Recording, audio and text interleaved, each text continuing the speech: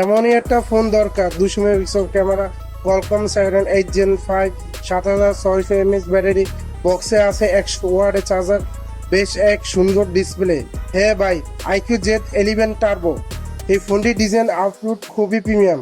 এই ফোনটি মেটাল থাকার অনেক ফোন থেকে প্রাইজে এই ফোনটি এগিয়ে আছে। এই ফোনটি ফিঙ্গারপ্রিন্ট হালকা পাতলা বসে, তেমন একটা দেখা যায় না। এই ফোনটি ক্যামেরা একটু চেঞ্জ করছে, নর্মালি ওদের সেম ডিজাইন দেখতেছি, আর বডি ফ্রেম সেম রাখছে। 3.5 মিটার হেডফোন জ্যাক নেই, IP68 69 ওরা দিয়েছে। অনায়াসে পানিতে ভিজিতে পারবেন, কোনো সমস্যা নয়।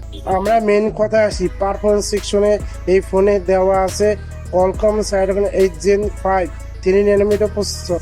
এই প্রসেসর থেকে পাবজি বা ফ্রি ফায়ার যে কোনো গেমস স্মুথ লেভেলে রান করাইতে পারবেন। দাম হিসেবে র্যাম রোম 12 256 16 512। মোবাইলটা মার্কেট প্রাইস হলো 47,499 টাকা। ফোনটি ম্যানেজমেন্ট খুবই ভালো, 4-5টা অ্যাপস নিয়ে কাজ করতে পারবেন।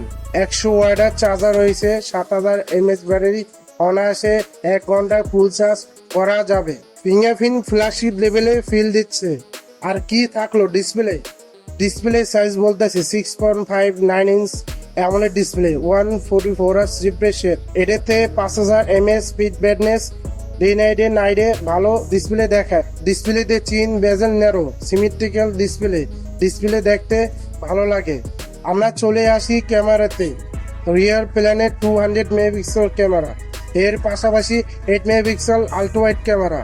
এখানে বলবো আরও ভালো হতো টেলিফোটো ক্যামেরা না থাকার কারণে কমতি আছে।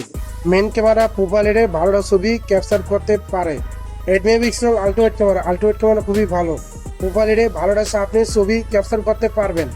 আর কি বাকি আছে, selfie camera 32 megapixel selfie camera প্রোফাইলে ভালোটা ছবি তুলতে পারবেন। আমার চ্যানেল নতুন এসে থাকে, এটা সাবস্ক্রাইব করে যাবেন। আসসালামু আলাইকুম।